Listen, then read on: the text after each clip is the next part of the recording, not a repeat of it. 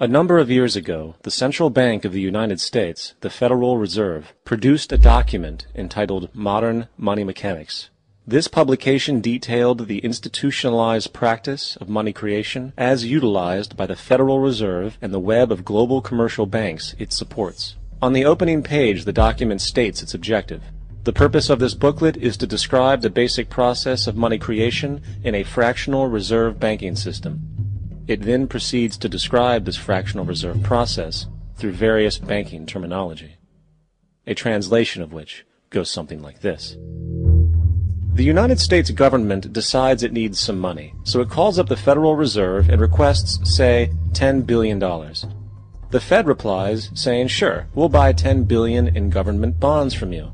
So the government takes some pieces of paper, paints some official-looking designs on them, and calls them treasury bonds. Then it puts a value on these bonds to the sum of $10 billion and sends them over to the Fed. In turn, the people at the Fed draw up a bunch of impressive pieces of paper themselves, only this time calling them Federal Reserve notes, also designating a value of $10 billion to the Fed. The Fed then takes these notes and trades them for the bonds. Once this exchange is complete, the government then takes the $10 billion in Federal Reserve notes and deposits it into a bank account. And upon this deposit, the paper notes officially become legal tender money, adding $10 billion to the U.S. money supply. And there it is. $10 billion in new money has been created. Of course, this example is a generalization, for, in reality, this transaction would occur electronically, with no paper used at all. In fact, only 3% of the U.S. money supply exists in physical currency. The other 97% essentially exists in computers alone. Now, government bonds are, by design, instruments of debt. And when the Fed purchases these bonds, with money it essentially created out of thin air, the government is actually promising to pay back that money to the Fed. In other words, the money was created out of debt. This mind-numbing paradox of how money or value can be created out of debt or a liability will become more clear as we further this exercise. So, the exchange has been made and now $10 billion sits in a commercial bank account. Here's where it gets really interesting. For as based on the fractional reserve practice, that $10 billion deposit instantly becomes part of the bank's reserves, just as all deposits do. And regarding reserve requirements, as stated in Modern Money Mechanics, a bank must maintain legally required reserves equal to a prescribed percentage of its deposits. It then quantifies this by stating, under current regulations, the reserve requirement against most transaction accounts is 10%. This means that with a $10 billion deposit, 10% or $1 billion is held as the required reserve, while the other $9 billion is considered an excessive reserve and can be used as the basis for new loans. Now, it is logical to assume that this $9 billion is literally coming out of the existing $10 billion deposit. However, this is actually not the case. What really happens is that the $9 billion is simply created out of thin air on top of the existing $10 billion deposit. This is how the money supply is expanded.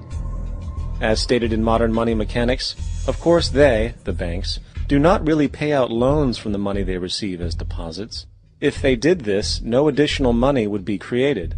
What they do when they make loans is to accept promissory notes, loan contracts, in exchange for credits, money, to the borrower's transaction accounts. In other words, the $9 billion can be created out of nothing simply because there is a demand for such a loan and that there is a $10 billion deposit to satisfy the reserve requirements.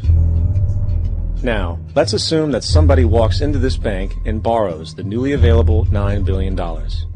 They will then most likely take that money and deposit it into their own bank account.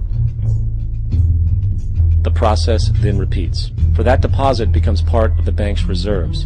10% is isolated, and in turn 90% of the $9 billion, or $8.1 billion, is now available as newly created money for more loans. And, of course, that 8.1 can be loaned out and redeposited, creating an additional 7.2 billion, to 6.5 billion, to 5.9 billion, etc. This deposit money creation loan cycle can technically go on to infinity. The average mathematical result is that about $90 billion can be created on top of the original $10 billion. In other words, for every deposit that ever occurs in the banking system, about 9 times that amount can be created out of thin air. Money jitters? Ask the obliging Bank of America for a jar of soothing instant money, M-O-N-E-Y, in the form of a convenient personal loan.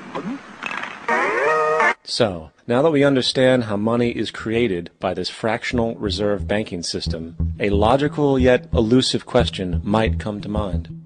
What is actually giving this newly created money value? The answer?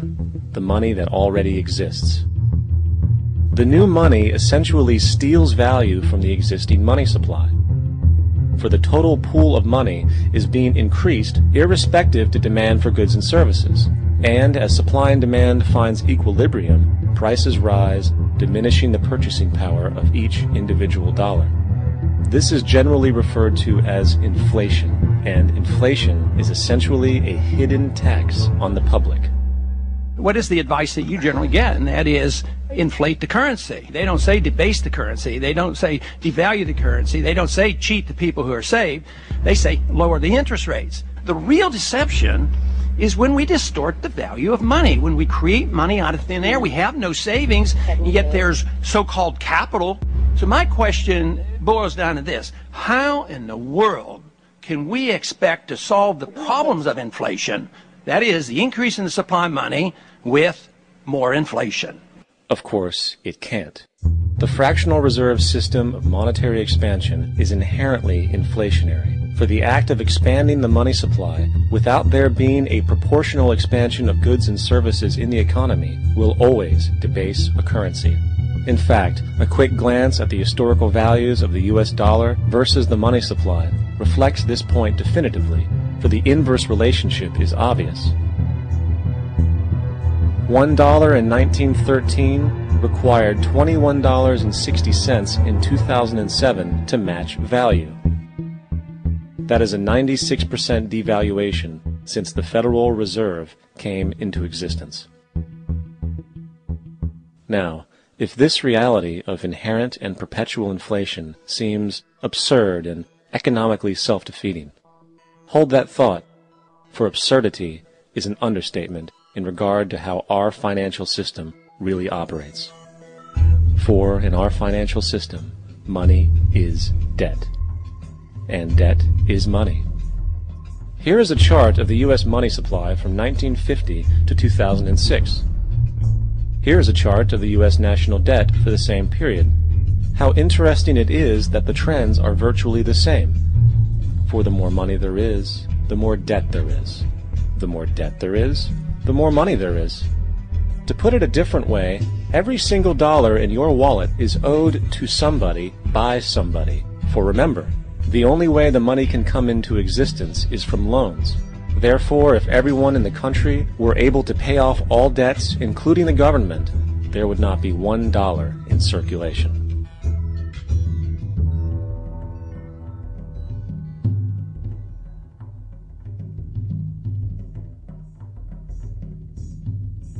In fact, the last time in American history the national debt was completely paid off was in 1835 after President Andrew Jackson shut down the central bank that preceded the Federal Reserve. In fact, Jackson's entire political platform essentially revolved around his commitment to shut down the central bank, stating at one point, "The bold efforts the present bank has made to control the government are but premonitions of the fate that awaits the American people should they be deluded into a perpetuation of this institution or the establishment of another like it." Unfortunately, his message was short-lived, and the international bankers succeeded to install another central bank in 1913, the Federal Reserve. And as long as this institution exists, perpetual debt is guaranteed.